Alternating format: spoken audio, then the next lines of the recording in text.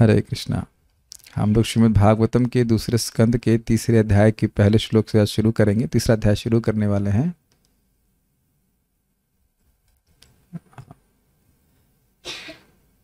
ये सत्र जो चल रहा है ये मेरे जीवन में मेरे लिए असंभव है, और हम सुबह भी बोलना चाह रहे थे, बोलने का प्रयास किए, लेकिन हम बोल नहीं पाए। लेकिन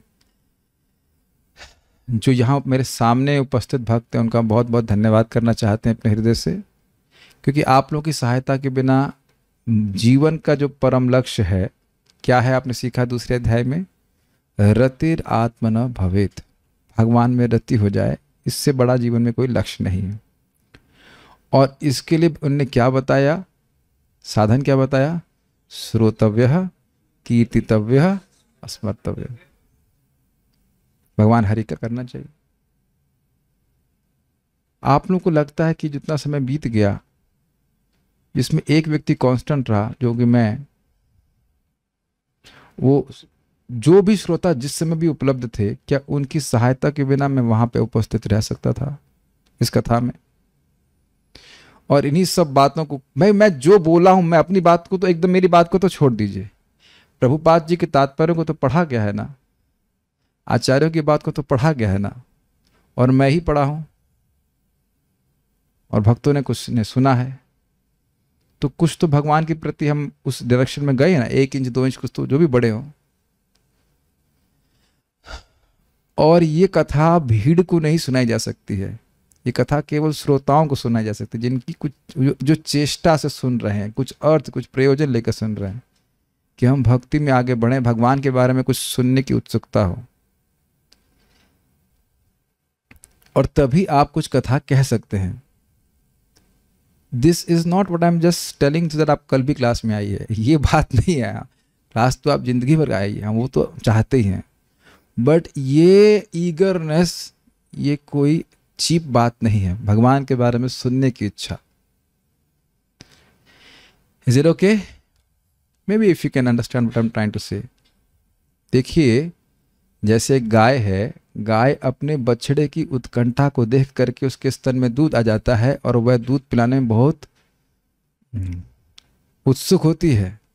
उसी प्रकार से श्रोता की उत्सुकता को देख करके वक्ता कुछ बोलता है। ये सिद्धांत सर्वमान्य है हर जगह, चाहे भौतिक वार्ता चाहे आध्यात्मिक वार्ता। सामने वाले का उत्साह नहीं हो तो आप बोल ही नहीं पाएंगे, बोल ही नहीं पाएंगे। और एक पे आप थोड़ा सा मेडिटेशन और करें कि जितना बछड़े को चाहिए उससे अधिक दूध गाय के पास होता है। This shows is extreme love.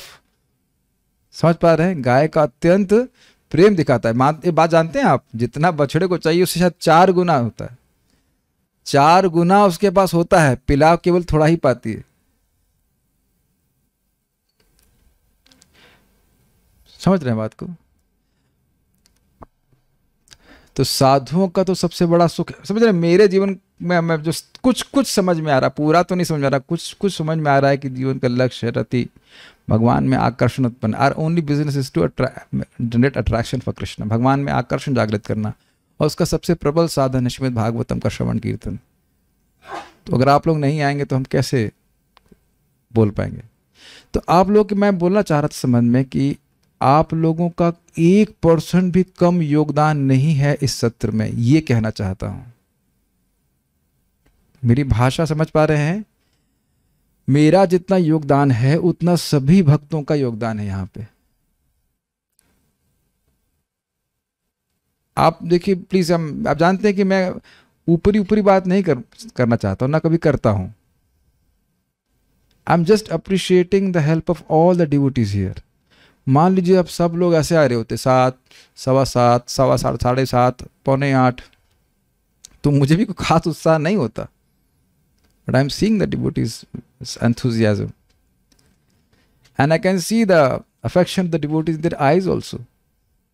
आज प्रभु आए थे, अमोघ द्रुक प्रभु हमारे रूम पे आए, and he was so blissful just to see me, and I was just happy to see him. To be happy, what you need more than that, is it not? कथा तो बहुत से लोगों के संग कर सकते हैं, अगर मान लो करने का प्रयास करें। बहुत लोगों का तो संदेह पार्टी में होते हैं क्या ये सही बोल रहा है, कितना जानता है, ये देखने के लिए आए हैं। Still the heart won't come out. नहीं, मैं इसको इसलिए अप्रिशिएट कर रहा हूं अधिक, क्योंकि चैतन्य महाप्रभु सनातन गोस्वामी को कहते हैं कि आपके संग से मैं कुछ बोल पा रहा हूं। जस्ट ऐसा कैसे?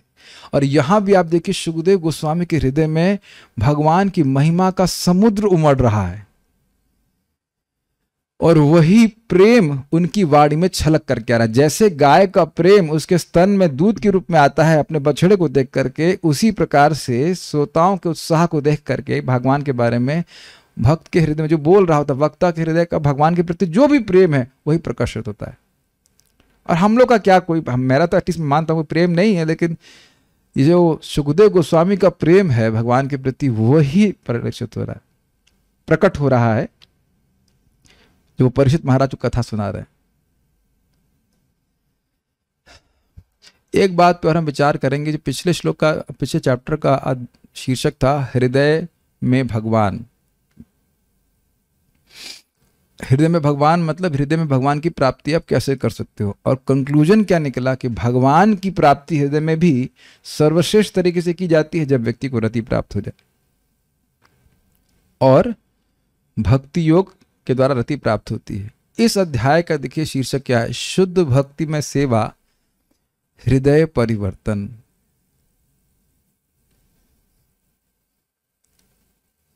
अमेजिंग स्टेटमेंट है, बहुत अमेजिंग स्टेटमेंट है। क्या मानते हैं जीवन का साध्य, क्या उसको प्राप्त करने के लिए साधन मानते हैं? हृदय में यही बात चल रही है सभी के नहीं?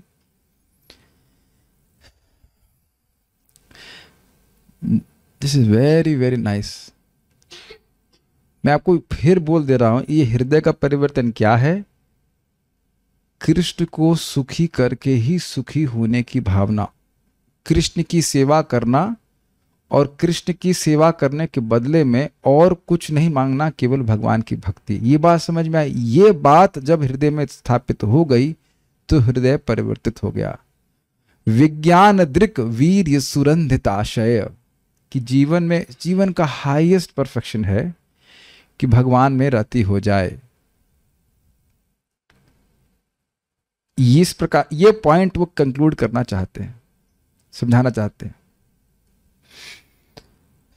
तो अब इस संबंध में सुखदेव गोस्वामी बताएंगे कि जो भी कुछ आपने पूछा था उसके बारे में बताया है, फिर उसके बाद अब देखिएगा कि कैसे कैसे डेवलप होता है। मैं तुरंत एकदम से पूरी बात नहीं खोलना चाहता हूँ।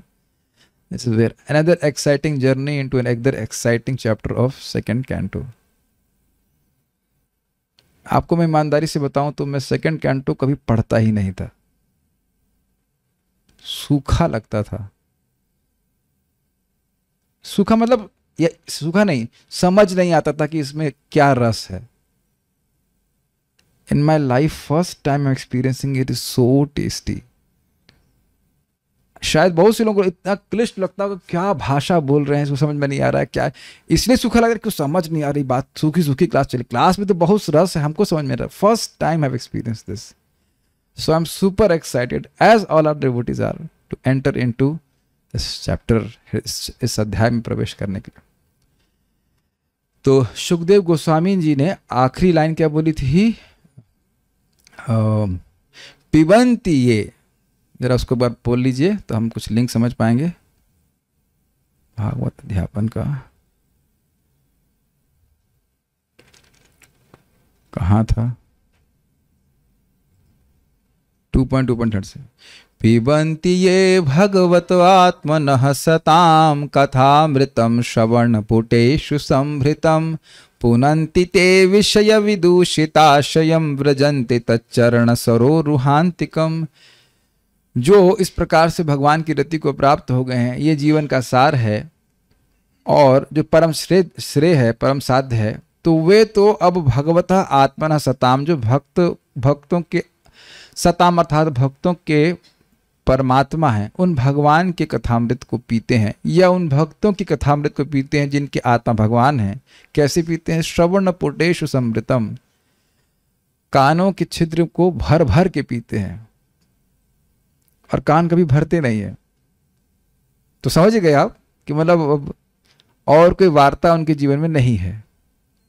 तो क्या हो जाता है, कहते हैं पुनंतिते, वह शुद्ध कर लेते हैं। क्या शुद्ध कर लेते हैं? विषय विदूषित आश्रम, विषय भोग के द्वारा जो जीवन का लक्ष्य दूषित हो गया है उसको वह शुद्ध कर लेते हैं। और व्रजंति तच्चरण सरोरुहांतिकम, और ब्रज में चले जाते हैं चले जाते हैं धीरे धीरे चलते चलते, एक्साइटिंग, धीरे धीरे चलते चलते वह भगवान के चरण कमलों की प्राप्ति कर लेते हैं। चलते चलते चरणों की प्राप्ति कर लेते हैं समझ में आ गया? व्रजंती तच्चरण सरोरुहांतिकम।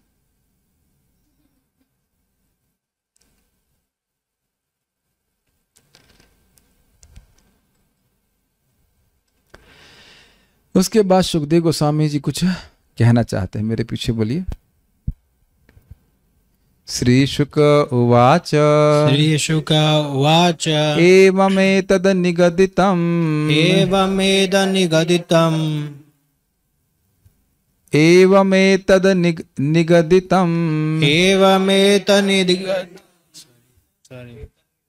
एवमेतन्निगदितम्, एवमेतन्निगदितम्, पृष्टवान् यद् भवान् मम, पृष्टवान् यद् भवान् मम, नृणां यन्म्रियमाणानां, नृणां यन्म्रियमाणानां, मनुष्येषु मनीषिणाम्। मनुष्येषु मनीषिणाम्। श्रीशुक उवाच, श्रीशुक उवाच, एवमेतन्निगदितम्, एवमेतन्निगदितम्, पृष्टवान् यद् भवान् मम, पृष्टवान् यद् भवान् मम, नृणां यन्म्रियमाणानां, नृणां यन्म्रियमाणानां, मनुष्येषु मनीषिणाम्। मनुष्येषु मनीषिणाम्। श्रीशुक उवाच, श्रीशुक उवाच, एवमेतन्निगदितं पृष्टवान् यद् भवान् मम, एवमेतन्निगदितं पृष्टवान् यद् भवान् मम, नृणां यन्म्रियमाणानां मनुष्येषु मनीषिणाम्। नृणां यन्म्रियमाणानां मनुष्येषु मनीषिणाम्। एवमेतन्निगदितं पृष्टवान् यद् भवान् मम, एवमेतन्निगदितं पृष्टवान् यद् भवान् मम, नृणां यन्म्रियमाणानां मनुष्येषु मनीषिणाम्। नृणां यन्म्रियमाणानां मनुष्येषु मनीषिणाम्।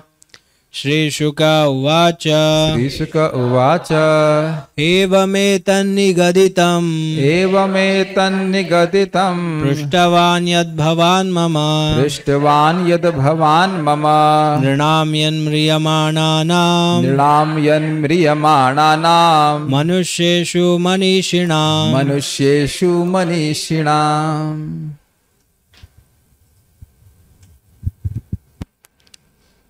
श्री सुखदेव गोस्वामी ने कहा, हे महाराज परीक्षित, आपने मुझसे मरणासन बुद्धिमान मनुष्य के कर्तव्य के विषय में जिस प्रकार जिज्ञासा की, उसी प्रकार मैंने आपको उत्तर दिया है। और इस श्लोक को अगर आप सुनते हैं तो ऐसा लग रहा है कि अब सुखदेव गोस्वामी जी कथा बंद करना चाहते। हो गया ना उत्तर? चलें अब, लेकिन आप जान रहे हैं, आप अगर पढ़ते हैं इस अध्याय को तो चुप नहीं हो रहे हैं। Can you see the eagerness, can you catch the eagerness of Sukhdev Goswami? आपका उत्तर हो गया ना? अब चलें, ऐसा भाव से नहीं बोल रहे हैं, कथा को और आगे बढ़ाने के लिए कुछ लोग आगे और भी बोल देंगे। हो गया ना आपका उत्तर? चलो अब, इससे पहले हम आगे बढ़े, इसको सराहना करने का प्रयास कीजिए। जब भी कुछ बात ना समझ में आए, आप निसंकोच पूछ लेना। मैं क्या कहना चाहता हूँ, किसी मित्र से मिलते हैं, कुछ बात हो जाती है, फिर हम कुछ बात छेड़ते रहना चाहते हैं ताकि बात बनी रहे। ये बात आप समझ पा रहे हैं?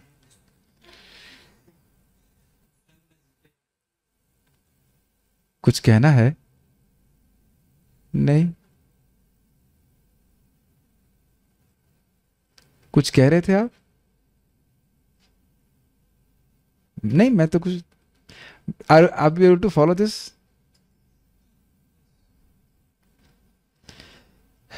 तो सुखदेव गोस्वामी यहाँ पे कह रहे हैं कि उत्तर हो गया आपने जो पूछा था, तो इसलिए नहीं कह रहे हैं कि अब हम चुप बैठे और चले जाएं। आए तो वो दशम स्कंद की लीला सुनाने के लिए है। सब डेवलपमेंट चल रहा है, तो ये मत सोचिएगा कि बोलते उत्तर हो गया अब अगला इति श्री भागवते महास्कंद खत्म नहीं हो रहा है। तो अभी तो मंगलाचरण तक नहीं पहुंचे हैं।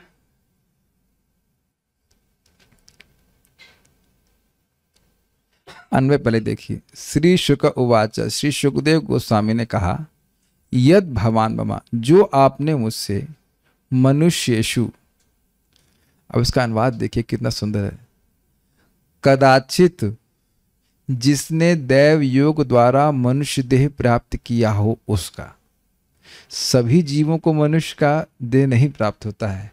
अब अप्रिशिएट कर पा रहे हैं कि कितना डेप्थ है, कितनी गहराई है परीक्षित महाराज के प्रश्न में। मर तो सभी रहे हैं, और मनुष्यों के लिए क्या कर्तव्य है। जीव क्या नाम से आपका, पशु पक्षी सब नहीं कर सकते हैं। श्रोतव्य कीर्तितव्य जो भी है वह नहीं कर सकते हैं। सामान्य बात बोल रहा हूं। एटलीस्ट दे अपनी इच्छा का उपयोग नहीं कर सकते श्रवण कीर्तन करने के लिए। इंग्लिश में कहते हैं यूजिंग योर वॉल्यूशन। जैसे आप लोग अपनी स्वेच्छा से यहां कथा में आए हैं, ऐसा कोई पशु नहीं कर सकता है, नहीं कर सकता है। मनुष्येषु, जो मनुष्यत्व को प्राप्त हैं। थोड़ा अर्थ अलग समझ में आ रहा है। कदाचित मनुष्य देह को प्राप्त है।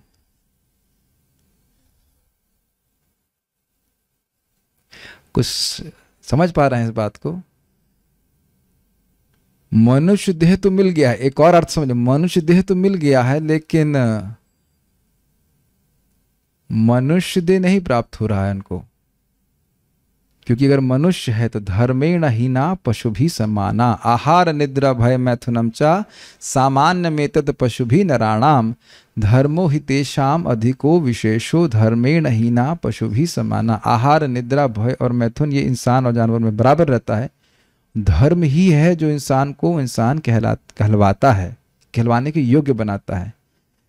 तो कदाचित जिसने दैव योग द्वारा मनुष्य देह प्राप्त किया हो, मतलब समझ पा रहे हैं बात, धर्म का ज्ञान है कुछ, और नहीं तो वह द्विपद पशु के समान है।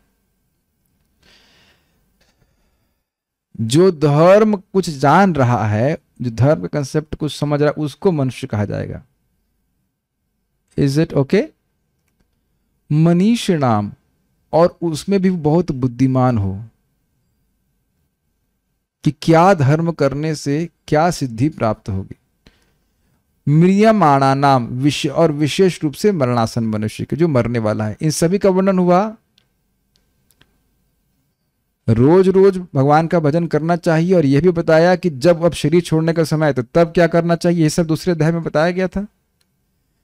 पृष्ठवान, इन लोग मनुष्य के इन कर्तव्य के विषय में आपने प्रश्न पूछे थे। एवं एतत् निगदितम, उनका इस प्रकार एतत् हरि कथा श्रवण कीर्तन स्मरण आदि यह सब कहकर मैंने उत्तर दिया। देख रहे हैं एतत् का कितना अर्थ है। एक शब्द पकड़िए, एतत् और यत। यत एतत्, यत मतलब जो पूछा था आपने। प्रथम स्कंद के 19वें अध्याय के आखिरी 36 के राउंड था, कौन सा था? 1.19.37 में जो आपने पूछा था उस उत्तर, उसको मैंने 2.2.37 में उत्तर दिया है। रतिरात्मनो पिबंति ये भगवत आत्मनः सिताम। समझ रहे ना? श्लोक नंबर याद है ना आपको? 37 पूछे थे, 1.19.37, उसको एकदम गिन करके हम जो है 2.2.37 में दे दिए।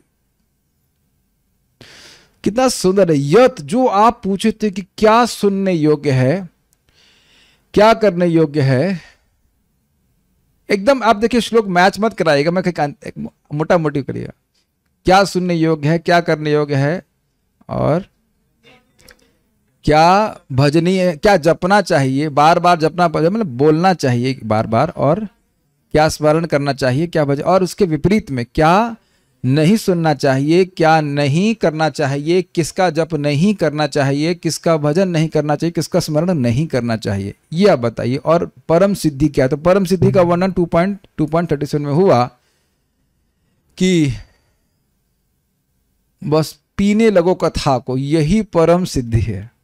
कथा सुनना बंद करके बजाय पीना शुरू कर दीजिए, कान भर भर के अब कथा पीते रहें और भगवान के चरण कमलों की प्राप्ति करें, यही परम सिद्धि है। ये बात आई थी।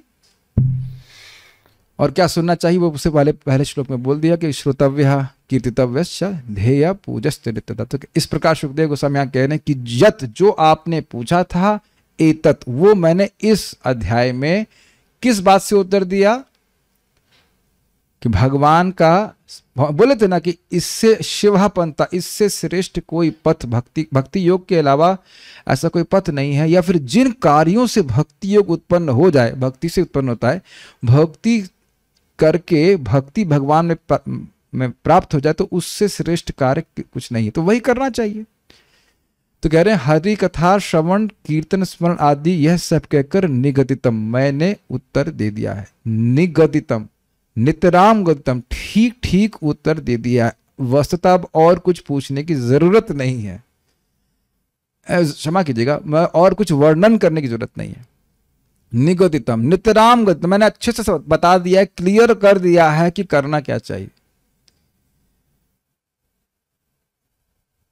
मेरे मन में एक भावना आ रही है कि परीक्षित महाराज बोलेंगे जब बता दिए हैं कि हाईएस्ट ये है और करने में आप समर्थ हैं, तो आप करा ही क्यों नहीं देते हैं?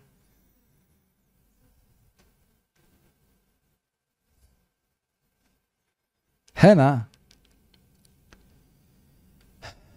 एक बात आप सोचिए ना, सुखदेव गोस्वामी सामने बोल रहे हैं कि सुनना चाहिए, करना चाहिए, सुनना चाहिए, बोलना चाहिए, स्मरण करना चाहिए। तो अब भगवान का बारे में सुनाने वाले और उनका स्मरण कराने वाले सुखदेव गोस्वामी से अच्छे और कौन होंगे? तो स्वाभाविक सी बात है परीक्षित महाराज भी हृदय में सोच ही रहे होंगे ये सर्वश्रेष्ठ साधन है और ये तो सुखदेव गोस्वामी हैं, अब इनसे श्रेष्ठ कौन मुझे भगवान के बारे में सुनाएगा? कैन यू अप्रिशिएट परीक्षित महाराज का ये भावना होगी। श्री शुक वाचा था, सुखदेव गोस्वामी ने कहा एवं एतत् निगदितम, इस प्रकार मैंने यह कहकर, क्या कहकर कि हरि कथा ही का श्रवण कीर्तन और स्मरण ही सबसे अच्छी चीज है। गदितम बोला मैंने, मैं मौनी बाबा नहीं रहा, मैं बोला हूं आपको।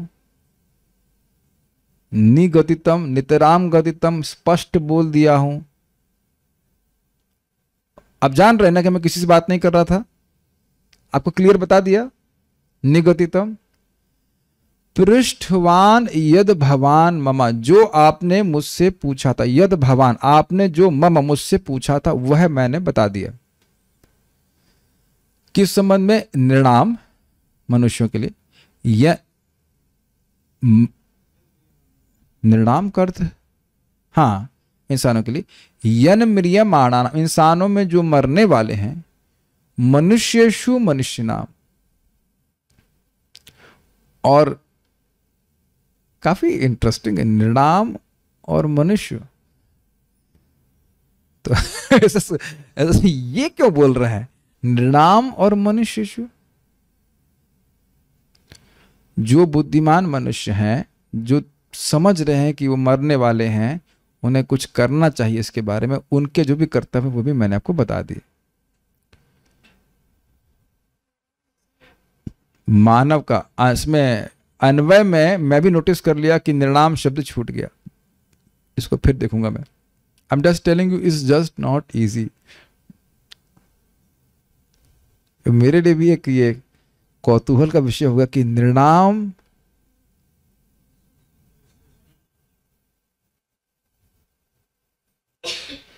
शब्द षष्ठी विभक्ति में हुआ ना, इंसानों का नको, मानव का लिखा है वही छठी, मानवों का, हाँ अभी समझ में आ गया।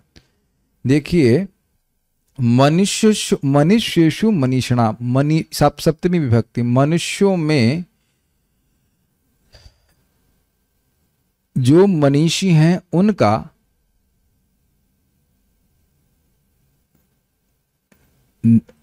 यन्म्रियमाणानाम, जो मरने वाले हैं, मानवों में जो मरने वाले हैं और मनुष्यों में जो बुद्धिमान हैं उनके कर्तव्य के बारे में भी आपने जो पूछा था वो मैंने बता दिया। ये अर्थ समझ में आ रहा है। I will reflect upon it.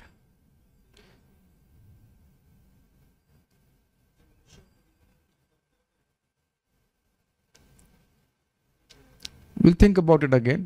We will revisit it tomorrow. Let us go forward. श्रीधरी, तीसरे अध्याय में भगवान विष्णु की भक्ति का वैशिष्ट सुनने वाले मुनियों में भक्ति का उद्रेक हो जाता है। अतएव श्री भगवान की लीलाओं को सुनने से होने वाले आदर का वर्णन किया जा रहा है।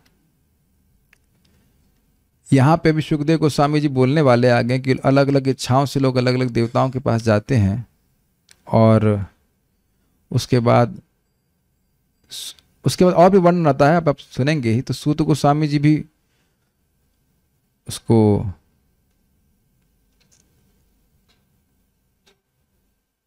सुखदेव गोस्वामी इस प्रकार से बोलेंगे, सब बोलते हैं कि अकामो सर्व कामो वा मोक्ष काम उदारधि तीव्रेन भक्ति योगेन यजेत पुरुषः परम। ये बात बोल करके सुखदेव गोस्वामी जी रोकते हैं। तो ये भगवान की बहुत सारे ये इच्छा है तो वो पूरा करो, वो इच्छा तो उस देवता के पास जाओ से बोल करके कंक्लूजन दे रहे हैं कि भगवान की सेवा करना ये बुद्धिमान व्यक्ति का लक्षण है। अकामः सर्व कामो वा मोक्ष काम उदारधि, जिसकी बहुत बड़ी बुद्धि है, वो चाहे भौतिक इच्छाओं से रहित हो, चाहे वो सारी कामनाओं से युक्त हो, चाहे वह मोक्ष की इच्छा रखता हो, अगर उसकी बुद्धि बड़ी है, उसकी अक्ल है कुछ, तो वह तीव्र भक्ति योग के द्वारा भगवान की उपासना करेगा। तो भक्ति की महिमा कुछ स्थापित हो रही, ये सुन करके फिर शौनक आदि ऋषि फिर भक्ति का गुणगान करते हैं। ये सब वर्णन यहाँ पे तीसरे अध्याय में होगा। थोड़ा सा मिस्टेक हो गया है, यहाँ पे नंबरिंग गलत हो गई। श्रीधरी 2.1.1 पर नहीं है, 2.3.1 है।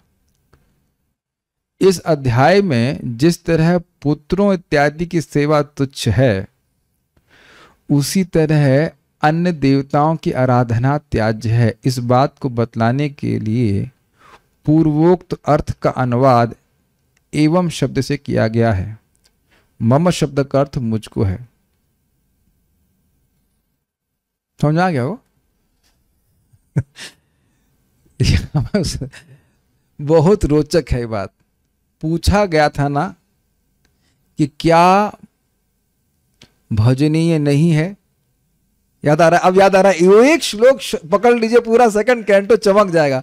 किसका भजन नहीं करना चाहिए, जरा ढूंढेंगे। 2.1.2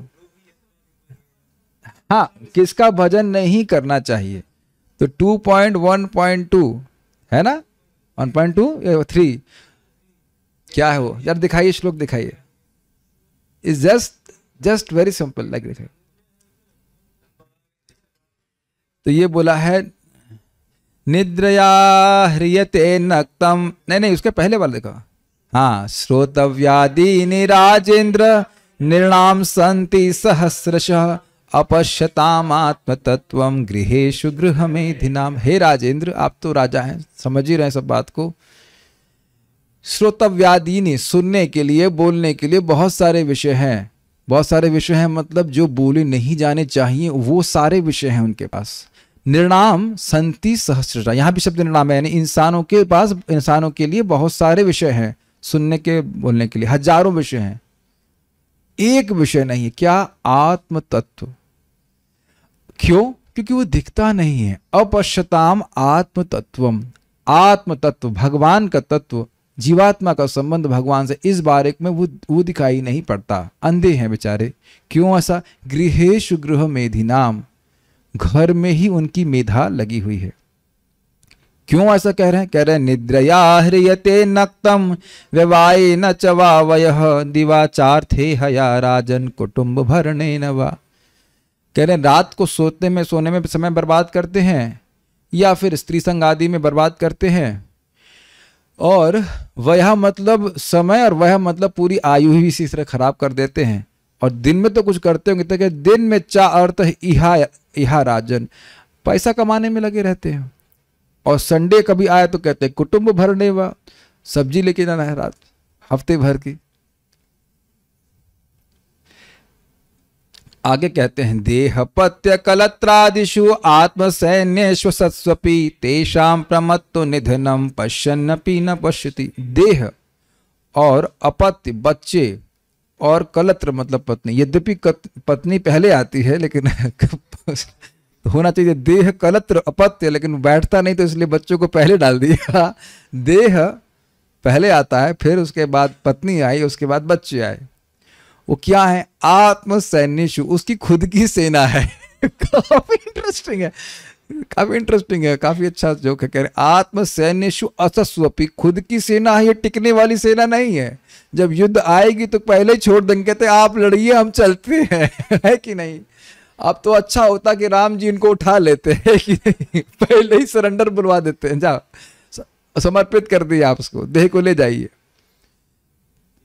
तेषाम प्रमत्तो निधनम, पागल है, इनका भी निधन देख रहा है। वो अपने सामने देखता है बच्चों को मरते हुए या पत्नी को मरते हुए।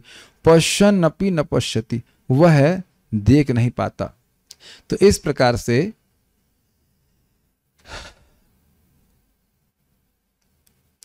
वहां पुष्टि की गई कि पुत्रों इत्यादि की सेवा तुच्छ है। ये समझ में आया? आप समझ में आ रहा है? प्रथम अध्याय में दूसरे स्कंद के सेकंड, थर्ड और फोर्थ श्लोक में ही बता दिया गया कि क्या भजनीय नहीं है। Is that okay? देह और ये सब भौतिक आसक्ति, ये भजनीय नहीं ही है। जिसको इस जगत में लोग भजनीय ही मान के बैठे हैं, इन्हीं के लिए तो जीना है। क्या इस तरह की बातें करते हैं कि नहीं? तो कह रहे हैं इस अध्याय में जिस तरह पुत्रों इत्यादि की सेवा तुच्छ है, पिछले श्लोक अध्याय में बता दिया कि जैसे पुत्रों की सेवा तुच्छ है, तो कहेगा कि हम देवताओं की सेवा कर सकते हैं, क्योंकि बहुत एक्सक्लूसिव बातें बोली जा रही हैं। तस्मात् भारत सर्वात्मा, वहां बोला गया था भगवान ईश्वरो हरि श्रुतव्य कीर्तितव्यश्च ध्येय पूज्यश्च नित्य। तस्मात्, अरे जो भी हो, तस्मा मतलब पॉइंट यह है कि भगवान हरि का ही सुनना चाहिए, कीर्तन करना चाहिए, बोलना चाहिए इत्यादि।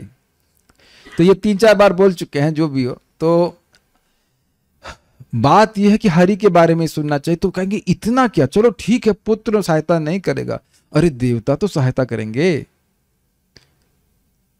देवता तो सहायता करेंगे। कुछ समझ में आ रहा है ना? ये है ना बहुत सारी बुद्धि लोगों की, देवता तो ये सहायता करेंगे, वो करेंगे, करेंगे, जिसका डिस्क्रिप्शन लिस्ट अभी कल जब भी नेक्स्ट श्लोकों में सुनने वाले हैं। इसी अध्याय के 2 से 7 श्लोक में अब सुनने वाले हैं कौन कौन से देवता क्या क्या सहायता करते हैं।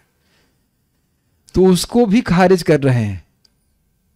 उसको खारिज करने के लिए बोल रहे हैं कि तुमको बता दिया ना, ये बात बोलना चाह रहे हैं कि मैंने तुमको बता दिया ना कि हरि के बारे में सुनना, बोलना, स्मरण करना ही सर्वश्रेष्ठ है। तो यह समझा, इसका कहने का अर्थ यह है कि जैसे बच्चों की सेवा, वो बच्चों का मतलब बच्चे इत्यादि समाज सेवा जो कुछ भी वह त्याज्य है, उसी तरह देवताओं की आराधना भी त्याज्य है।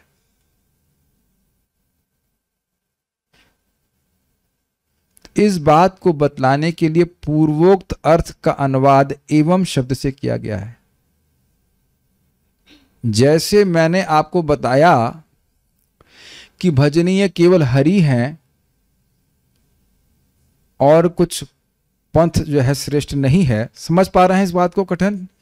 एवं एतत्, जिस प्रकार से मैंने आपको दूसरे अध्याय में बताया कि एकमात्र कल्याण का मार्ग है भगवान का श्रवण कीर्तन, उसी प्रकार से इस अध्याय में यही बताऊंगा कि बहुत सारे देवताओं की पूजा बहुत लोग करते हैं, लेकिन अगर बुद्धिमान व्यक्ति है, अपना कल्याण चाहता है, तो भगवान हरि की ही उपासना करेगा। हम इस क्लास को यहां पे भी रोक सकते हैं अगर ये बात समझ में आती हो तो। नहीं, मुझे पता है कि आप रुकवाना नहीं चाहते, खाली बोलने की शैली है। ये समझ में आया आपको बात? This was not easy if you can understand this. I appreciate that is little difficult to understand. ये समझने में थोड़ी कठिनाई हो सकती है, लेकिन समझने का प्रयास कीजिए. मम शब्द का अर्थ है मुझको, मतलब आपने जो मुझसे प्रश्न किए थे उसका उत्तर मैंने आपको दिया. कदाचित भाग्यवशात मनुष्यत्व प्राप्त जीवों में जो मनीषी हैं तथा मरने ही वाले हैं, उन जीवों के लिए श्री हरि की कथा विशेष रूप से विहित है, यह इस श्लोक का अभिप्राय है.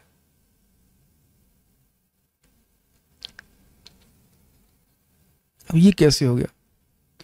एतद शब्द से आपने सुना नहीं? एतद, जो कुछ भी आपने पूछा था वह मैंने इस प्रकार बता दिया. तो इस प्रकार कर समझना चाहिए. अभी तक जो सुनते आए वह क्या? वह है इससे श्रेष्ठ कोई पथ नहीं है भक्ति के उन कार्यों से जिससे भगवान में प्रेम हो जाए. उससे श्रेष्ठ कोई पथ. इस प्रकार से मैंने बता दिया. एवं इस प्रकार से बता दिया. एक प्रकार से उपसंहार सा कर रहे हैं कि हमने बता दिया इस प्रकार से कि आपने जो पूछा था वो हमने आपको बता दिया. ये बोल रहे हैं. सारार्थ दर्शनी. तृतीय अध्याय में अन्य देवताओं की अर्चना के फलों को महत्वहीन तथा भगवान हरि के प्रति भक्ति में नियोजित हुए बिना इंद्रिय वैफल्य को बताया गया है. ये इजी है थोड़ा समझने में. देवताओं की उपासना करना ये आत्मा के लिए महत्वहीन है, क्योंकि देवता ही महत्वहीन है, तो उनके दिए गए उपहार तो उनसे कम ही है ना. Now I should go very slow if you can catch this. हम देवताओं की निंदा नहीं कर रहे हैं, वो भी भगवान के सेवक हैं, लेकिन शाश्वत आत्मा के लिए पूरा ब्रह्मांड ही कोई उसका मूल्य नहीं रखता है. असम्मान की भावना नहीं है, लेकिन जो भी देवता हैं, जो भी पद हैं, वो क्या शाश्वत लाभ दे सकते हैं जीव को? नहीं दे सकते. देने वाले एकमात्र भगवान श्री कृष्ण हैं, भगवान हरि हैं.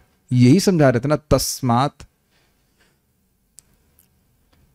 और अगर देना होता तो आपने सुना नहीं कि वह विभिन्न लोकों में जाता है, परिभ्रमण न विंदते अर्थान, लेकिन वह उन ग्रहों में जा करके अर्थ की प्राप्ति नहीं कर पाता जिसको वो ढूंढ रहा है.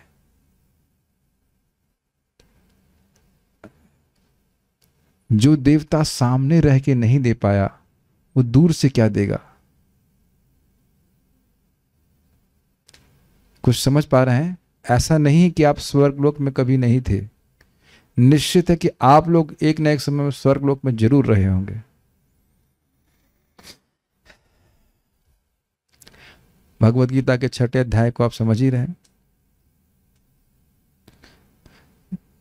अब मैं इसको हर चीज को कैसे एक्सप्लेन करूं बताइए? हर चीज को एक्सप्लेन करूंगा तो कठिन हो जाएगा. अब मेरी बात समझ पा रहे हैं?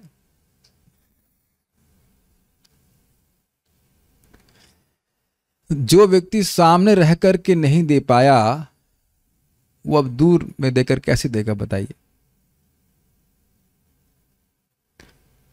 जीवात्मा का कल्याण, भगवान श्री कृष्ण की भक्ति, तो देवताओं की अर्चना कोई कर रहा है, जैसे यहां बताया जाएगा, एकदम महत्वहीन है उसके लिए.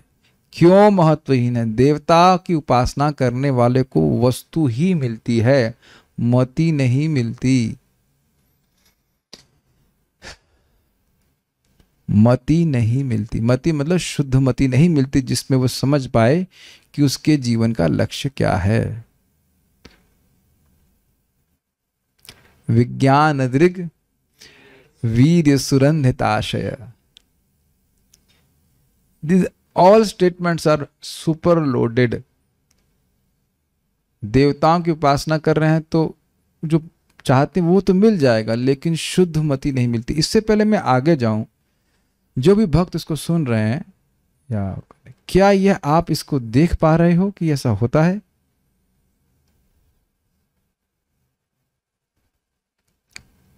ठीक है.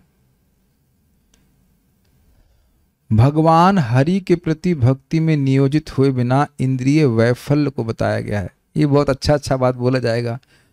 अगर कोई आंख भगवान को नहीं देख रही है तो कैसी है? मोर के पंखों में जो आंख होती है उस तरह से. कान अगर भगवान के बारे में नहीं सुन रहे हैं तो क्या है? सर्प के कान, जो सर्प सुनता है क्या? अच्छा। और मुंह अगर भगवान के बारे में नहीं बोल रहा है तो क्या है? जीभ जीभ नहीं बोल रही है तो बता रहे कैसा है? वो मेढक की तरह टरटरा रहा है। और आप ये भी, अभी हम तो खाली वहां खूब हंसेंगे, लेकिन मेढक टरटराने में पूरा गला फुला लेता है, देखा?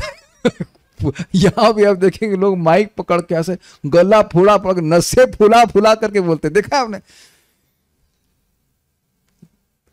कभी बहुत रैली में खूब बोलते, गला एकदम फट जाता है, लेकिन हो यही रहा है कि वह सांप, काल रूपी सर्प को नेता दे रहा है। चुप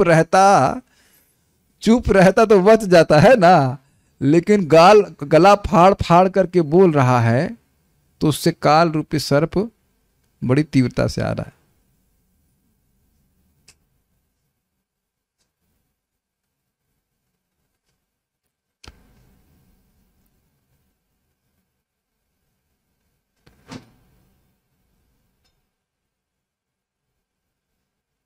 समझा लीजिएगा। तो फिर मुझे अपनी तरह समझाना पड़ेगा। प्रभु जी, द्विवेदी जी, एक तो आप आए क्लास में 1 घंटा लेट, दूसरा आप मोबाइल जप कर रहे हैं। हाँ, ये होटल नहीं है। This almost a week that you have been doing this. अगर आप बहुत लेट होते हैं तो पीछे बैठिए या फिर जूम पे सुनिए। मैंने यही बोल रहा हूँ कि आप मेरे कथा का फ्लो देखा तो उस दिन महाराज बोल रहे थे, कोई क्लास में आया था, यही समय आने का 1 घंटे बाद क्लास समाप्त हो रही, तो एक भक्त, हरे कृष्ण, कथा में सहयोग नहीं दे सकते हैं तो कम से कम बाधा मत दीजिए।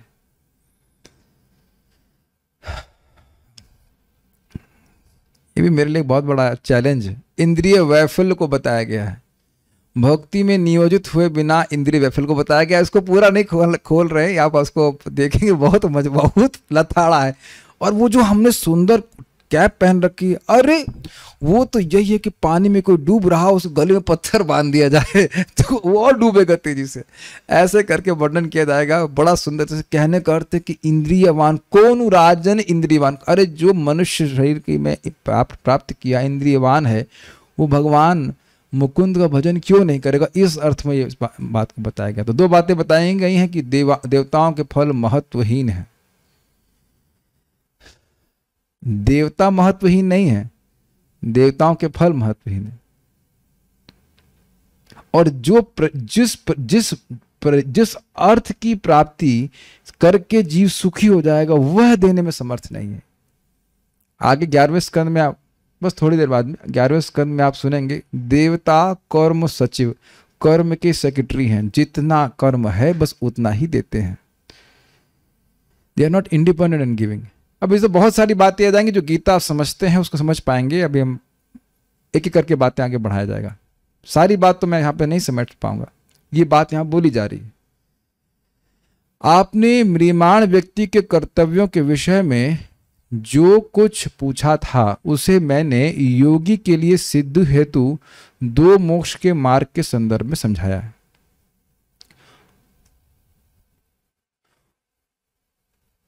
उन लोगों के मध्य जो आप जैसे मनीषी एवं म्रियमाण हैं, उनके लिए मैंने भगवान की मधुर लीलाओं के श्रवण कीर्तन और स्मरण की प्रक्रिया का वर्णन किया। अब समझ में आया।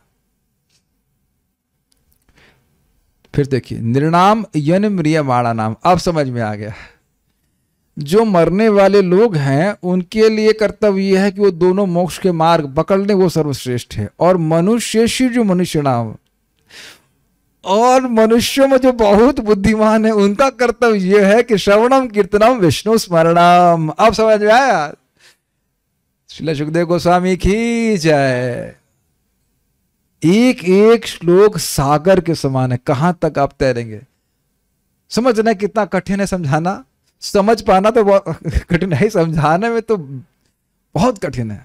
फंस गए ना। देखिए कोई उत्तर, निर्णाम और मनुष्य तो एक ही बात लग रही है, एक ही बात नहीं है ना। अब समझ में आया क्या अर्थ हुआ? निर्णाम यन म्रियमाणा नाम, जो मरने वाले लोग हैं उनके लिए समान अच्छी बात तो यह है, समान लोग के लिए अच्छी बात यह है कि भाई ये 2 मोक्ष के मार्ग हैं, सद्य मुक्ति और क्रम मुक्ति उठा करके प्राणवायु लेकर कहीं पहुंच जाओ, अच्छा है तुम्हारे लिए, बहुत अच्छा है। कर्म कांड तुम्हारे लिए कल्याण में नहीं है। लेकिन जो बहुत बुद्धिमान है, मनुष्येषु मनीषिणाम, जो सबसे अधिक बुद्धिमान है, उनके लिए तो हरि कथा का श्रवण कीर्तन स्मरण ही सर्वश्रेष्ठ कर्तव्य है। अब कुछ पकड़ बन रही है। हमारे फिजिक्स के टीचर थे, तो वैसे उसको हम कुछ प्रश्न लेके जा रहे थे उनके पास, तो बोलते थे इसकी पकड़ नहीं बन रही, इसकी पकड़, नाउ आई कैन अंडरस्टैंड ना, पकड़ ग्रिप में नहीं आ रहा है, ग्रिप में नहीं आ रहा है, तो ये ग्रिप बन रही है कुछ श्लोक की। मैं आप लोगों से निवेदन कर रहा हूं कि वाकई आप आस्वादन करना चाहते हैं तो एक बार फिर से पढ़िएगा जरूर। 25% काम हमारा है और बाकी 75% आपका है। दीज थिंग्स आर नॉट, बस सुन करके छोड़ देंगे तो फिर मैं सहायता नहीं कर पाऊंगा। नोट, इस प्रकार देवताओं की उपासना कर्तव्य नहीं है यह वर्णित किया, और उनसे होने वाले फल भी है मतलब निकृष्ट हैं, यह भी सूचित किया गया। अब इस पे कोई ऑब्जेक्शन है, मैं इसको जरा क्लियर कर लेता हूं। देवता तो भगवान के अंग हैं, आपने कहा कि देवता महत्वहीन है। अच्छा, मैंने कहा कि देवता महत्वहीन है, देख रहे हैं, कोई बात नहीं, नो प्रॉब्लम, दिस हैपेंस। अच्छा के पूछे, मैंने ये नहीं कहा कि देवता महत्वहीन है। जो बहुत मनीषी व्यक्ति है उसके लिए देवताओं का प्रयोजन नहीं है, उनकी उपासना का कोई प्रयोजन नहीं। देवताओं अगर महत्वहीन होते तो देवता होते ही क्यों? वह भगवान के सेवक है, इस दुनिया की व्यवस्था चलाने में वह सहायक है भगवान के। Make sense to you? देवता महत्वहीन है कि समझने का प्रयास कीजिए, अभी भी नहीं समझा रहा। जो डिवोटी प्रश्न पूछ रहे हैं उनसे अपने हृदय में पूछिए कि आप क्या बनना चाहते हो? इंद्र बनना चाहते हो?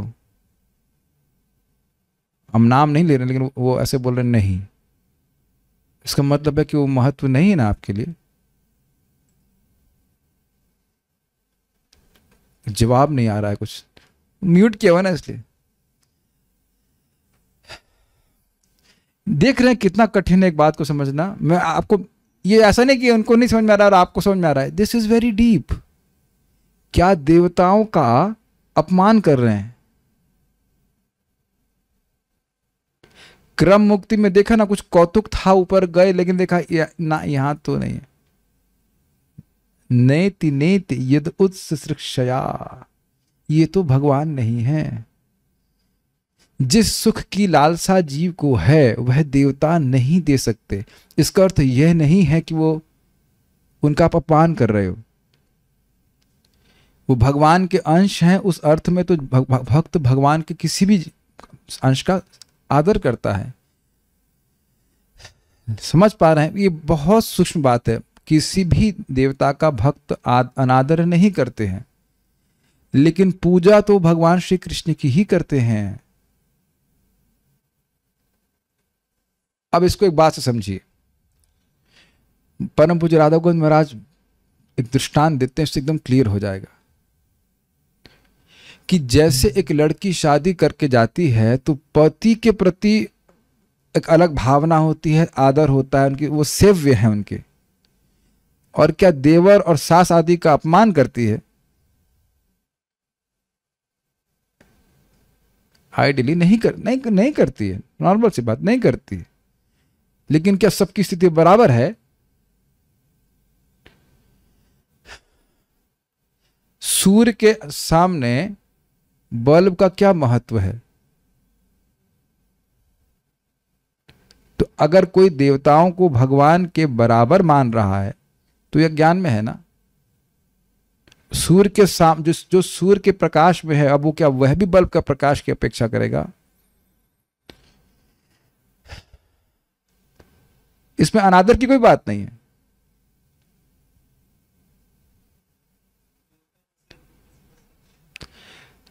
एक भक्त, फिर एक प्रश्न आया कि मुझे पता था कि प्रश्न आने वाला, और ये मेरे हृदय में भी था बात कि इंद्रियों के नियामक देवता सहायता करते तभी तो हम भक्ति करते हैं। अब हम जो आपको बात करेंगे वो आपको शायद समझ में आए या ना आए, हमको नहीं पता, लेकिन भगवान की भक्ति भगवान की अंतरंगा शक्ति की वृत्ति है। देवता ऐसे मानते हैं कि मैं भक्त की सहायता कर रहा हूं भक्ति करने में। Now this is beyond what you can understand.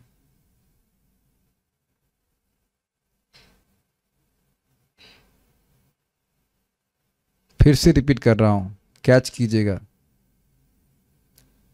M throwing a ball, you catch. भगवान श्री कृष्ण की भक्ति उनकी अंतरंगा शक्ति की वृत्ति है। वो देवताओं द्वारा संपादित नहीं होती है। देवताओं को लगता है कि हमारे द्वारा संपादित हो रही है और उसमें वो खुश हो जाते हैं।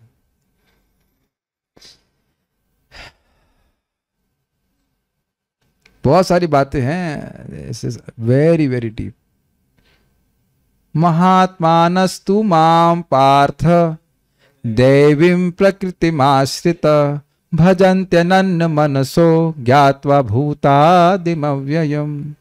जो महात्मा है वह तो मेरी दैवी प्रकृति के आश्रय में है, दिव्य प्रकृति के आश्रय में। हम सोच रहे हैं कि हम हरे कृष्ण बोल रहे हैं। क्या बोल रहे हैं? हरे कृष्ण।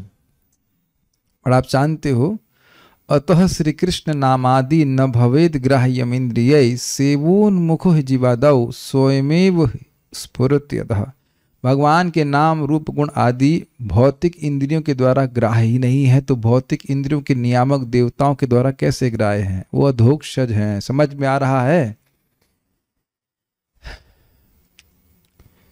तो फिर प्रकट कैसे हो रहे हैं? जब जीव भगवान चाहता है कि भगवान की सेवा करे तो स्वयमेव स्फुरत्यतः, भगवान स्वयं ही हमारी जीव के ऊपर आ जाते हैं। अब इस पर बहुत विस्तार हो जाएगा, लेकिन समझने का प्रयास कीजिए।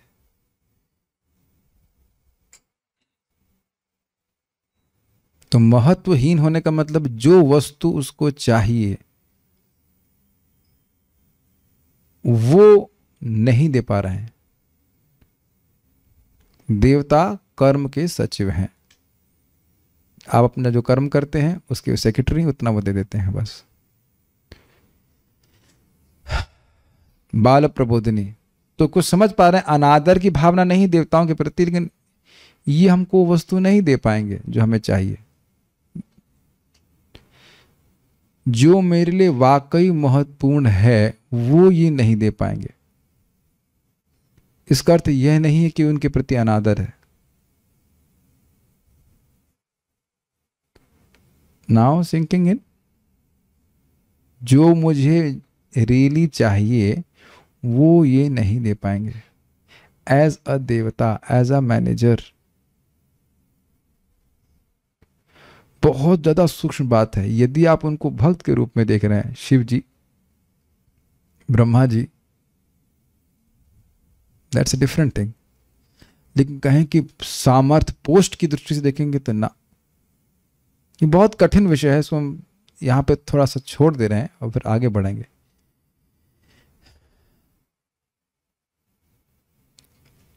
मन तो कर रहा है समझाने का, लेकिन अगर सुन चुके हैं ना आप, क्रम मुक्ति में भी ब्रह्मा जी के पास पहुंचे कि नहीं? तदुपारम इष्टम, ना जहां जरा है, ना शोक है, ना कुछ है। तो अगर महत्व होता तो वो ब्रह्मलोक छोड़ करके आगे क्यों जाता?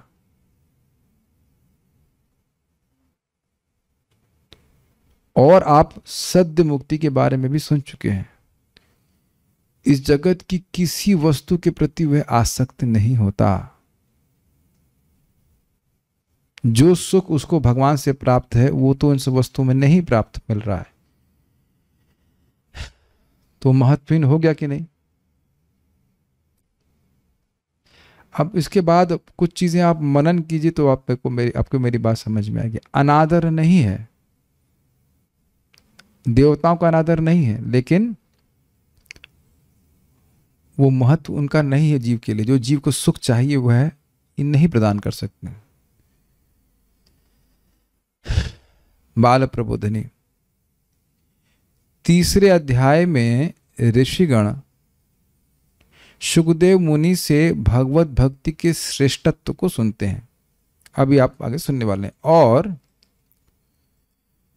इस लीला श्रवण में शौनक जी की श्रद्धा को निरूपित किया गया है।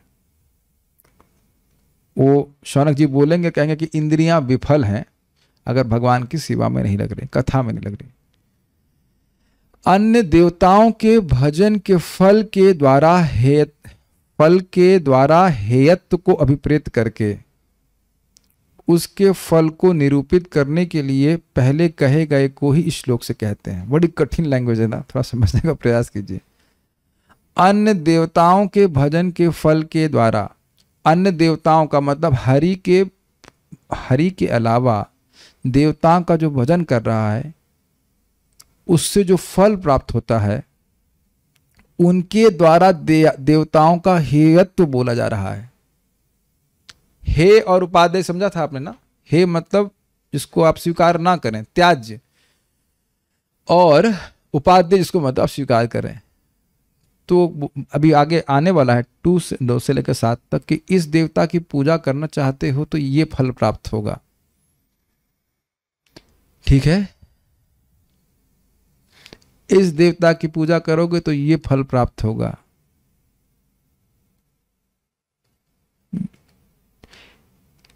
इस देवता की पूजा करोगे तो ये फल प्राप्त होगा। कुछ लिमिटेडनेस सुनाई पड़ रही है आपको? ये इतना दे सकते हैं, ये इतना दे सकते हैं, ये इतना दे सकते हैं, सुनाई पड़ रहा है? और एक सिद्धांत समझने का प्रयास कीजिए, भगवान सब कुछ दे सकते हैं और अपने को भी दे देते हैं। ये सब बात भागवत सुनने वाले समझते हैं। देवता अपने को नहीं देते हैं, और जो देते हैं बहुत थोड़ा सा देते हैं, और जो दे रहे हैं वह भी बहुत, वो कुछ है नहीं।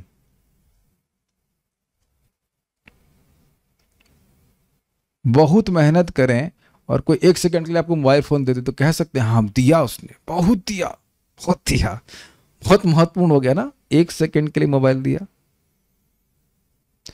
तब आप कहें ठीक है किसी और का भजन देखते, कुछ दे कम से कम 10 दिन के लिए तो दे, तुम्हारा भजन क्यों करे 1 सेकंड के लिए दे रहे हो।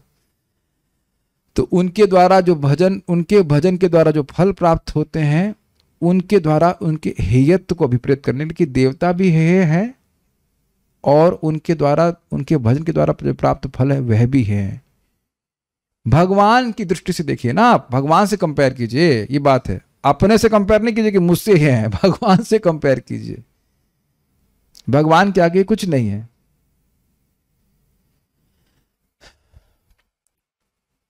उनके फल को निरूपित करने के लिए पहले कहे गए को ही श्लोक में कहते हैं। वही बात बोल रहे हैं कि जिस प्रकार से पुत्र आदि की भजन करके तुमको क्या फल प्राप्त हुआ, समझ पा रहे हैं?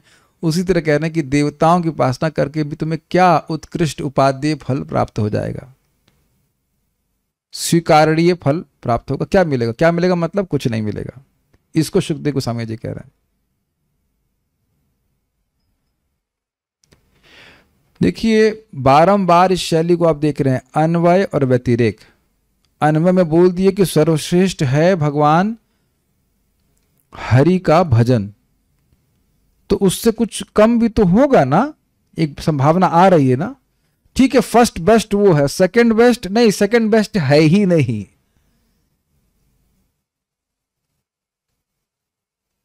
ये कुछ लैंग्वेज समझ रहे हैं? हमेशा वृंदावन चंद्र महाराज कहते हैं कि literature is different from engineering. सर्वश्रेष्ठ हरि भजन है तो कुछ सेकंड बेस्ट भी है।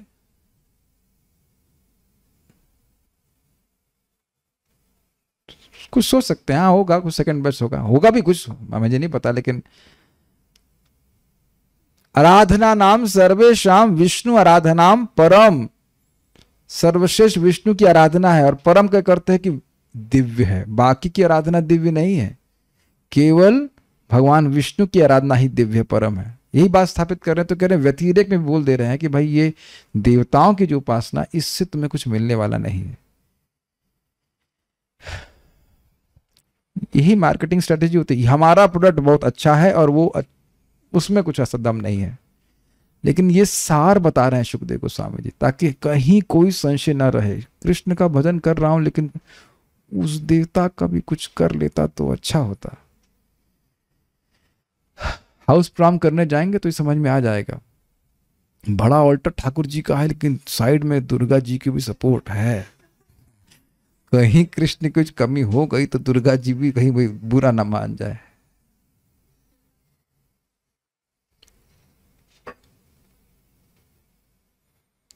म्रियमाणानाम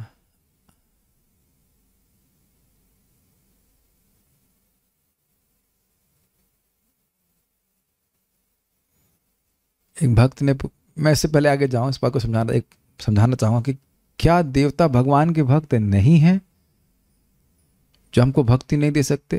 भक्त के रूप में आप अप्रोच कर रहे हो तो जरूर वो आशीर्वाद देते हैं, लेकिन प्रश्न यह है कि क्या आप उन्हें भक्त के रूप में अप्रोच कर रहे हैं या देवता के भगवान के कॉम्पिटिटर के रूप में अप्रोच कर रहे हैं? ये चित्त में अपने देख लीजिए।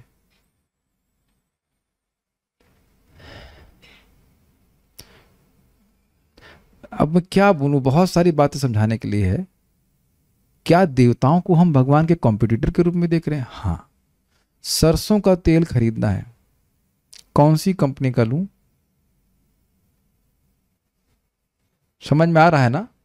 तो बहुत सारी कंपनी बनाने वाली हैं, चूज कर लेते हैं, कहीं से भी ले लेंगे। कुछ कंपटीशन दिख रहा है ना कि हाँ इनका भी सामर्थ्य है, उनका भी सामर्थ्य है। तो महाराज समझा रहे थे कि जीव का ही बहुत बड़ा अज्ञान है कि लोग सोच रहे हैं कि भगवान के अलावा भी कोई कुछ कर रहा है, कोई है हमारा सुहृद जो हमें हमारा को लिए कुछ कर रहा है। और पिछले अध्याय में आपने क्या सुना था? अनन्य सौहृदा हृदय गुह्या अर्हम हृदय उपगुह्य अर्हम पदम पदे पदे। मेरा और कोई और सौहृद नहीं, कोई और सुहृद कर ही नहीं रहा है भगवान के अलावा। और गीता में स्पष्ट भगवान कहते हैं कि भगवत गीता में कहते हैं भगवान कि जो कोई भी देवता से जो कुछ भी प्राप्त करता है तो मय्येव विहितान हितान, वह मेरे द्वारा ही दिया जाता है। देवता का सामर्थ्य नहीं है कि कुछ लाके दे।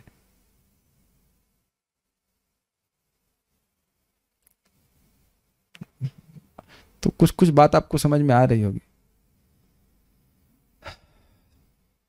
यहां पे भी आप विचार कर सकते हैं कि रोज जो खाना मिलता है तो दिखता है कि कौन दे रहा है, लेकिन वाकई नहीं देख पाते कि कौन दे रहा है।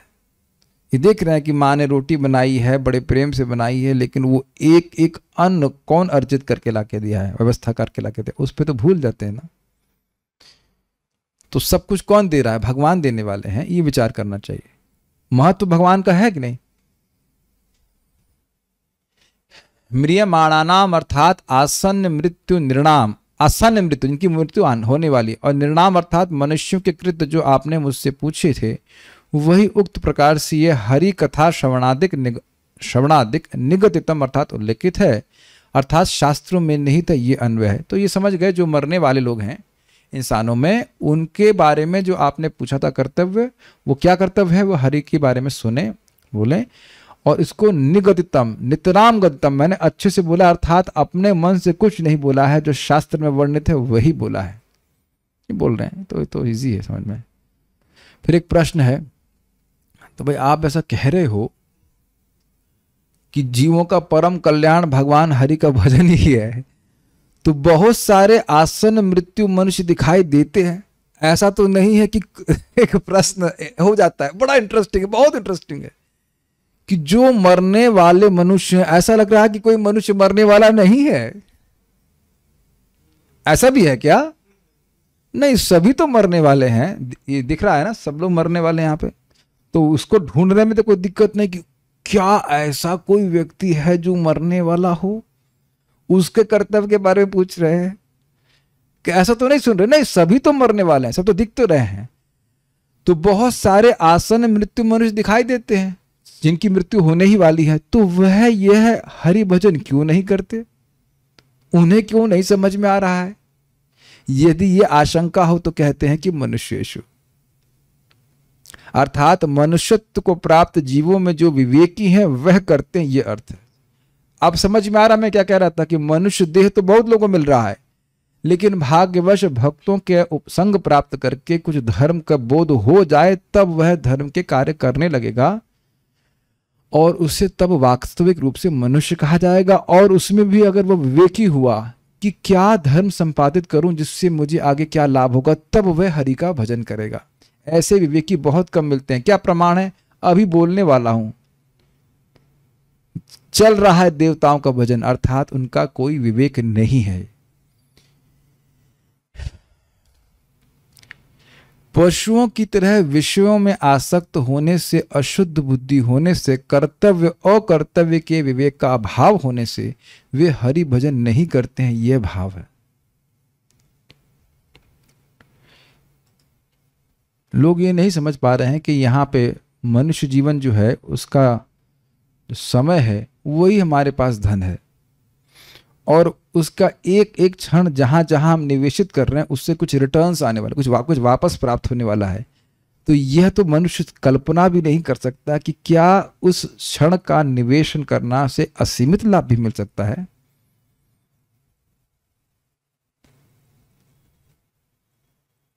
तो इससे पहले जो प्रश्न किया था मैं फिर उसको एड्रेस कर रहा हूं, उसी बात को। महत्वहीन, इन्फिनिटी के आगे कौन सा नंबर का महत्व है? I think the question is answered. ब्रह्म सौख्यम तो अनंतम, अनंत सुख का द्वार खुल जाता है, अनंत सुख के प्राप्ति के मार्ग में जीव चल पड़ता है जैसे ही वह भगवान के बारे में सुनना शुरू करता है। समझ गए?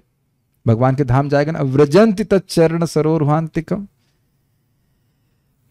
तो क्या देवताओं की उपासना के द्वारा यह प्राप्त होगा? यह प्रश्न आप जरा खुद मनन करके विचार कीजिए। इसे कहते हैं विवेक। क्या देवताओं की उपासना करके प्राप्त होगा? तो उत्तर है नहीं प्राप्त होगा, नहीं प्राप्त होगा।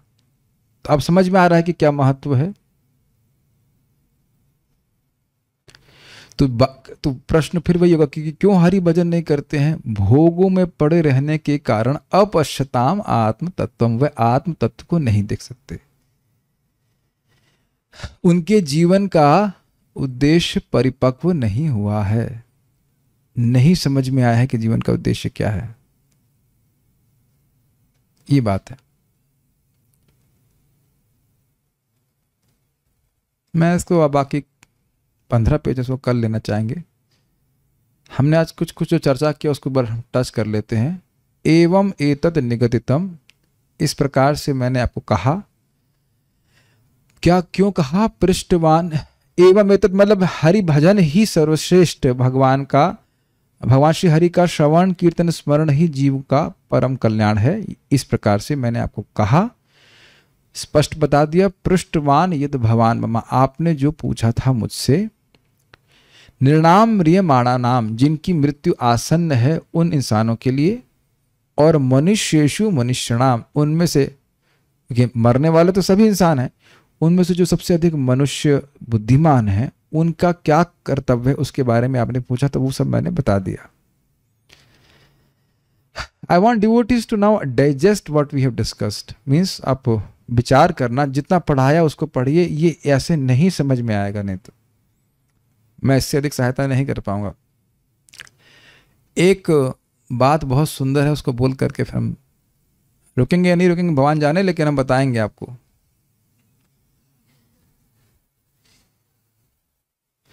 ये इतनी जबरदस्त बात है कि आप अगर समझेंगे ना, it can just change our life.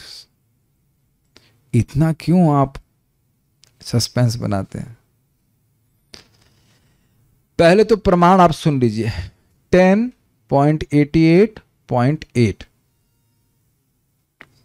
चक्रवर्ती पाद की टीका,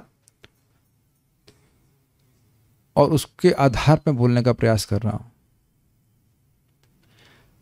भक्त लोग अपने कर्म के अनुसार नहीं चलते, उनका जीवन उनके कर्म के अनुसार नहीं चल रहा है, वह भगवत इच्छा से चल रहा होता है। तो जीवन में आप सुख दुख देख ही रहे हैं। लेकिन ये जो सुख और दुख हैं, ये भगवान की पर्सनलाइज्ड स्क्रिप्ट है भक्त के लिए। जैसे वसुदेव जी नहीं जान रहे थे कि अब स्क्रिप्ट में नया ऑप्शन क्या है, नया पार्ट क्या है जो होने वाला है। कृष्ण एकदम से गिर जाएंगे यमुना में और वसुदेव जी पागल हो जाएंगे कृष्ण के लिए। आपको पता है ना, भगवान को लेके वसुदेव जी जा रहे थे तो यमुना जी ललक रही थी उनके चरणों को, भगवान के चरणों को छूने के लिए, तो भगवान पूरा गिर ही गए थे। आपका बच्चा इस प्रकार से यमुना में गिर जाए, can't explain what a parent will feel. और अब कृष्ण गिर जाए, you are thinking you will be peaceful in bhakti, good luck. जब अपने बाप को नहीं छोड़े तो आपको छोड़ने वाले हैं। Is this digestible? भक्त बोल रहे थे इन भक्ति में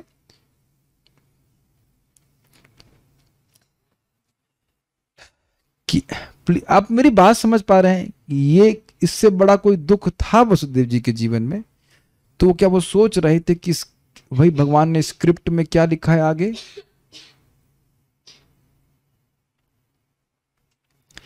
भगवान जानते हैं कि आगे वो स्क्रिप्ट में क्या लिखना चाहते हैं, क्या लिखे हुए हैं। This is very deep statements, अगर थोड़ा समझने का प्रयास करें।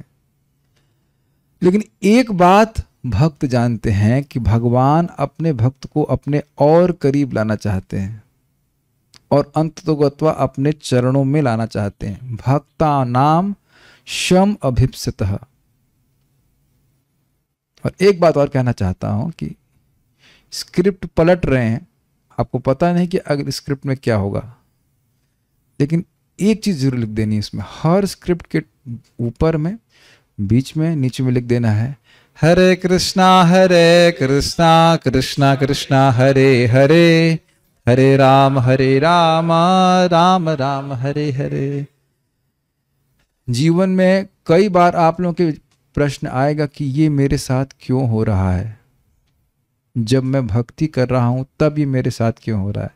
ये मैं बोल रहा हूं या आप लोग के मन में कभी ऐसा आता है? Is it not? परम पूज्य राधानाथ महाराज कह रहे थे कि don't ask why, because you won't get answers और you won't get satisfactory answers. एक उत्तर आप जान लीजिए कि कृष्ण अपने भक्तों का अहित कभी नहीं कर सकते, चाहते ही नहीं है, और करने की तो बात ही छोड़ दीजिए, वो किसी का अहित नहीं करते। तो स्क्रिप्ट की ये थीम आपको पता होनी चाहिए बस। बाकी वो क्या करना चाहते हैं, उनकी क्या चेष्टा है, चेष्टा तो बड़ा समझ में आ रहा है। भक्ता नाम शम अभिप्सतः, भक्तों को अत्यंत आनंद देना चाहते हैं, लेकिन वो दे कैसे रहे हैं बस वो वही जानते हैं। तो कहीं कोई कस्टमर कंप्लेन है क्या? नहीं, सराट है वो। आपने पहले क्यों नहीं बताया? हमको भी नहीं बताया गया था। यही शैली है, यही शैली। आप पहले बता देते तो हम सब्सक्राइब कर लेते, अब हम छोड़ दें? नहीं, वो मुंच मुंच पूतना को नहीं छोड़े तो आपको छोड़ने वाले हैं। हम मजाक में आपको लग रहा है कि हम बात बोल रहे हैं, लेकिन सिंपल है। किसी भी परिस्थिति में क्या कल्याण का मार्ग है? श्रोतव्य कीर्तितव्य ध्येय। भगवान श्री कृष्ण का मैं कुछ और बातें बोलने जा रहा हूं, मुझे भरा हुआ है उस बारे में। इसी बात में मैं कहना चाहता हूं कि हर दिन कुछ ना कुछ कठिनाई है, कुछ परेशानी है, और अद्भुत बात है कि जो सर्वसमर्थ व्यक्ति है उसकी हम सहायता मांग ही नहीं रहे हैं। Is it not amazing? जो अपने प्रिय हैं, जो अनंत हैं, जो हमारे सुहृद हैं, उधर देख ही नहीं रहे हैं। आप ये मानते हो कि उधर नहीं देख रहे? Do you agree with that? और भगवान क्या बोल रहे हैं भगवद गीता में? चेतसा मत चित्तः सर्व दुर्गाणी मत प्रसादा तरिष्यसि। तुम चित्त को मुझ में लगाओगे तो सारी कठिनाइयों से पार हो जाओगे। आप शायद समझ पा रहे होंगे मैं क्यों ये बातें बोल रहा हूं। श्रोतव्य कीर्तितव्य, ये इस प्रकार से चित्त लगता है। और जीवन की स्क्रिप्ट हमको पता नहीं है, अपनी भी नहीं और दूसरे की भी नहीं। और हम लोग बड़े अहंकार में सोचते हैं कि हम दूसरे के हित के लिए बोल रहे हैं। पहले अपनी तो स्क्रिप्ट समझो। It is bringing a lot of humility with in a person. पहले अपनी तो स्क्रिप्ट समझो, तब तो तुम दूसरे की स्क्रिप्ट समझोगे। अगर किसी के लिए हित बता रहे हैं तो क्या हित है? श्रोतव्य कीर्तितव्य स्मर्तव्य। We are helpless to help anyone. We are helpless ourselves.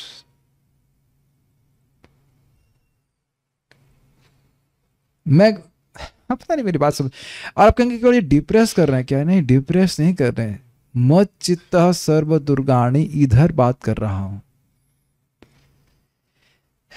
If Krishna puts us in a situation where we are helpless and only seeking him, समझ में आ जाए कि हम असहाय हैं और केवल कृष्ण ही सहायता कर रहे हैं, तो क्या आपको लगता है कि कृष्ण आपकी बहुत बड़ी सहायता कर रहे हैं?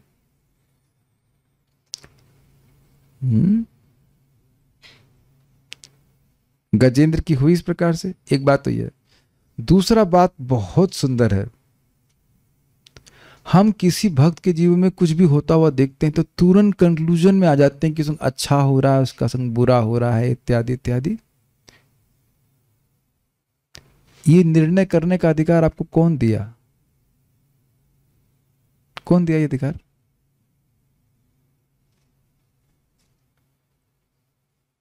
वो कृष्ण का सेवक है। कृष्ण कुछ सोचे हैं, उसे अपने पास कैसे लेके आए। मेरी बात समझ पा रहे हैं? हर भक्त को अपने पास कैसे लेके आना है उसकी स्क्रिप्ट भगवान ने रखी है। चित्रकेतु महाराज असुर बन के गए, नारद जी दासी पुत्र से बन गए। समझ पा रहे मेरी बात? तुरंत जजमेंट ना कर दिया जाए कि ये भक्त तो ना, ऐसा वैसा नहीं। कुछ भगवान ने स्क्रिप्ट रखी है ना भगवान सब भक्त के लिए। किसी को भागवत से खींच लेंगे किसी को विग्रह की सेवा से खींच लेंगे, किसी को नाम जप से खींच लेंगे। आप मेरी बात समझ पा रहे हैं? आप सभी लोग, हम सभी लोग भगवान से किसी न किसी रूप में आकर्षित हैं, किसी गुण से, किसी रूप में। समझ पा रहे हैं मेरी बात?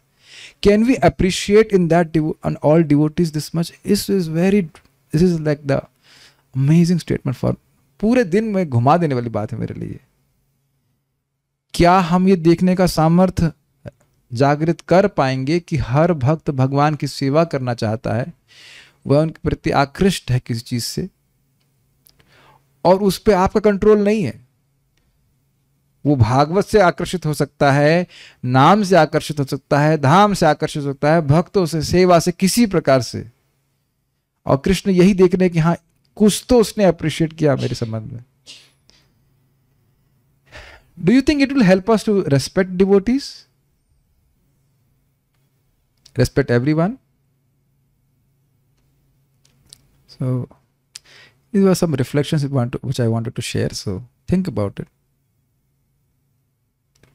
किसी भी भक्त में आप बहुत सारे दोष देख सकते हैं। ये सद्गुण देख ले कि वह कृष्ण के प्रति आकृष्ट है किसी कारण से।